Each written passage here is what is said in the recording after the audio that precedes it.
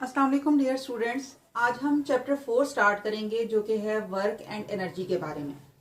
और इससे पहले चूंकि आप पिछली क्लासेस में पढ़ चुके हैं कि वर्क डन क्या होता है और एनर्जी क्या होती है और इनका आपस में क्या रिलेशन है। एक्चुअली हम एनर्जी को डिफाइन करते हैं इस तरह से कि ability to do work is called energy. तो जब आप वर्क की बात करते हैं तो इसका मतलब है आपके पास इतनी एनर्जी होनी चाहिए कि आप काम कर सकें। अब वर्क डन क्या है, आज के टॉपिक में हम इस चीज को डिस्कस करेंगे। Actually work done is a scalar quantity, क्योंकि हम अपनी डेली लाइफ में हर जगह पर फिजिकल और मेंटल वर्क करते हैं। तो इस फिजिकल क्वांटिटी के बारे में स्टडी करना हमारे लिए बहुत जरूरी है। और जब हम वर्क डन की बात करते हैं तो हम इसके लिए फोर्स का यूज करेंगे, यानी जो नेसेसरी एलिमेंट है वर्क डन के लिए उनमें से पहला एलिमेंट है फोर्स। और दूसरा एलिमेंट ये है कि जब आप फोर्स अप्लाई करेंगे तो ये बॉडी कुछ डिस्प्लेसमेंट कवर करेगा, यानी आप फोर्स अप्लाई करें और फोर्स अप्लाई करने की वजह से कुछ डिस्प्लेसमेंट अगर कवर हो जाए तो हम कहेंगे कि वर्क इज डन। सबसे पहले हम सिंपलेस्ट केस को डिस्कस करेंगे जिसमें हम कांस्टेंट फोर्स के जरिए वर्क डन करेंगे।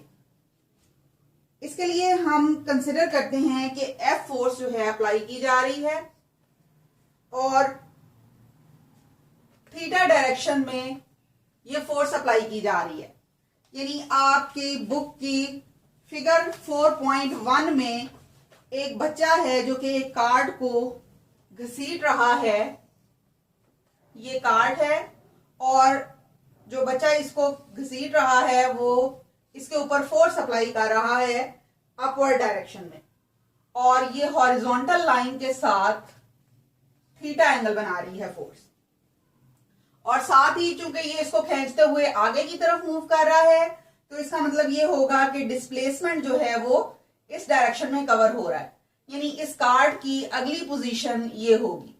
तो इस पॉइंट से इस पॉइंट तक इसने डिस्प्लेसमेंट कवर कर लिया है।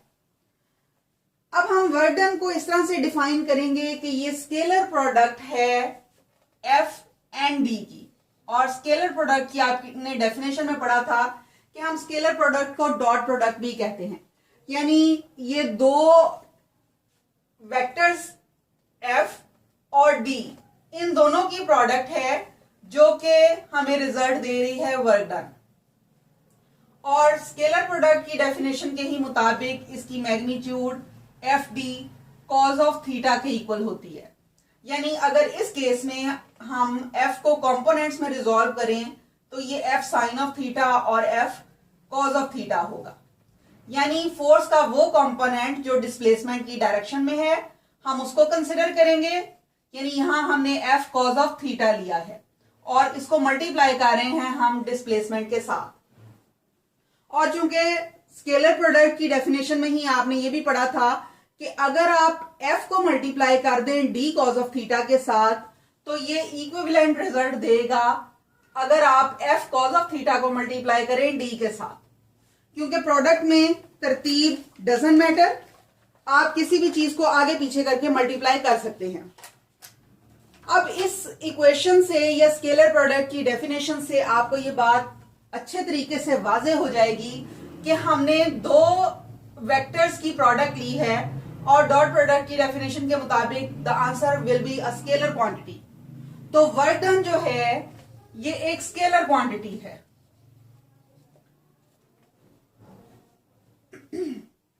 और इसकी मैग्नीट्यूड डिपेंड करती है फोर्स के ऊपर जो आपने अप्लाई की है, डिस्प्लेसमेंट के ऊपर और इन दोनों के दरमियान बनने वाले एंगल थीटा के ऊपर। और अगर हम इसकी यूनिट की बात करें तो यहां एफ का यूनिट होगा न्यूटन और डी का यूनिट होगा मीटर। तो newton metre is the unit of work done. लेकिन चूंकि वर्क डन हम लार्ज स्केल पे स्टडी करते हैं, हमारी डेली लाइफ में बहुत सारी जगहों पे वर्क डन होता है जिसको हम स्टडी करना चाहते हैं, इसलिए हम इसको एक डायरेक्ट यूनिट देते हैं जाउल का। और 1 जाउल जो है ये 1 न्यूटन इंटू मीटर के इक्वल है। यानी आप जाउल की डेफिनेशन इस तरह से करेंगे, कि वर्क डन 1 जूल उस वक्त होगा जब आप 1 न्यूटन की फोर्स एक्सर्ट करेंगे किसी बॉडी के ऊपर और वो 1 मीटर का डिस्प्लेसमेंट कवर करेगा, तो उस वक्त आपका वर्क डन 1 जूल के इक्वल होगा।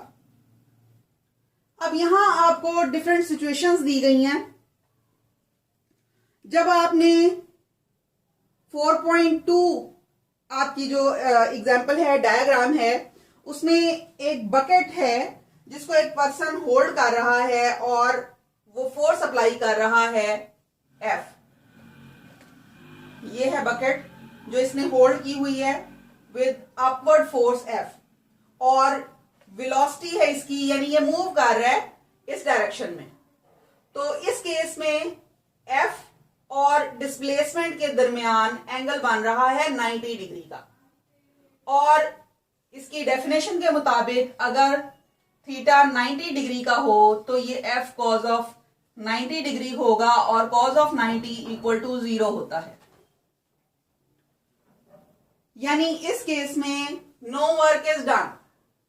और अगर आप इस डेफिनेशन के मुताबिक इसको एक्सप्लेन करना चाहें तो आप कहेंगे कि F का कोई भी कंपोनेंट D की डायरेक्शन में नहीं है, क्योंकि हम यहां डिफाइन कर रहे हैं कि F का वो कंपोनेंट जो D की डायरेक्शन में है, जब हम D के साथ उसको मल्टीप्लाई करेंगे तो answer will be work done.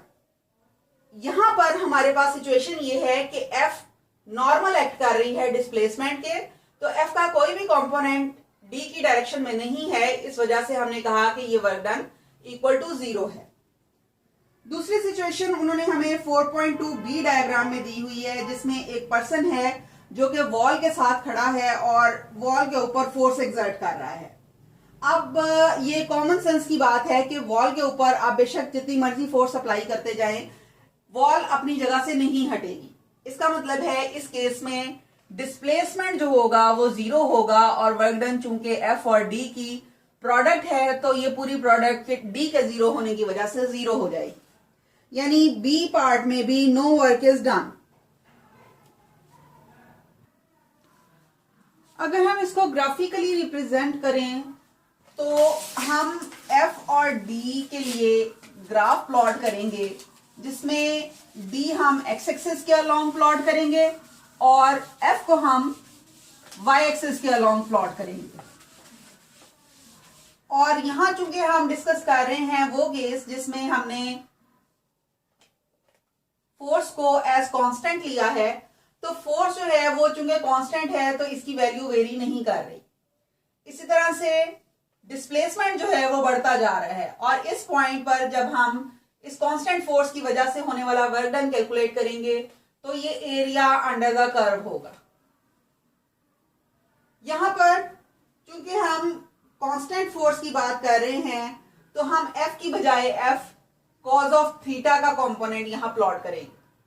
और चूंकि यहां डायग्राम से ही आपको पता चल रहा है कि यहां पर रेक्टेंगल की शेप बन रही है, तो यहां एरिया अंडर द कर्व जो होगा वो लेंथ इंटू विड्थ के इक्वल होगा, जो कि रेक्टेंगल का एरिया है।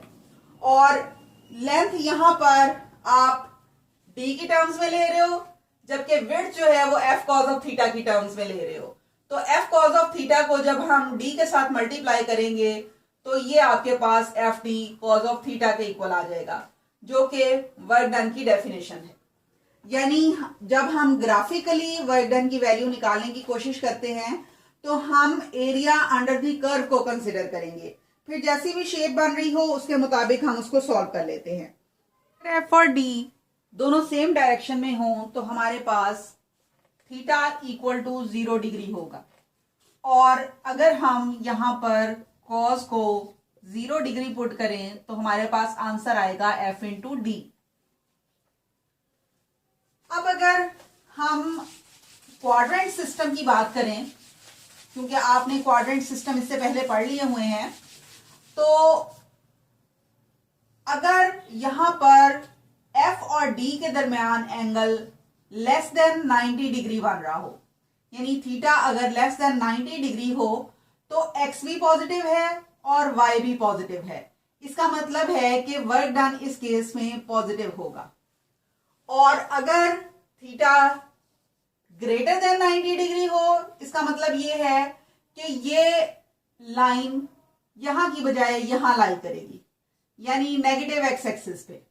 और जब आप एफ को कंपोनेंट्स में रिजॉल्व करोगे तो ये minus F cause of theta होगा, यानी वर्क डन इस केस में नेगेटिव होगा, नेगेटिव एक्स एक्सिस की वजह से। अब हम रिजल्ट डिस्कस करेंगे जो कि हमने इस पूरी डिस्कशन में किए हैं, यानी हम प्रॉपर्टीज ऑफ वर्क डन को डिस्कस करेंगे। सबसे पहली प्रॉपर्टी ये है कि work done is a scalar quantity. दूसरी इसकी प्रॉपर्टी हमने ये स्टडी की है कि अगर थीटा 90 डिग्री का होगा तो वर्क डन विल बी 0। तीसरी प्रॉपर्टी में हमने कहा है कि थीटा अगर लेस देन 90 डिग्री होगा तो work done would be positive. Fourth property इसकी ये है कि अगर थीटा ग्रेटर देन 90 डिग्री होगा तो वर्क डन हमेशा नेगेटिव होगा। उसके बाद फिफ्थ प्रॉपर्टी हमने इसकी पढ़ी है कि वर्क डन का यूनिट जाउल होगा और 1 जाउल इक्वल होता है 1 न्यूटन इंटू 1 मीटर के।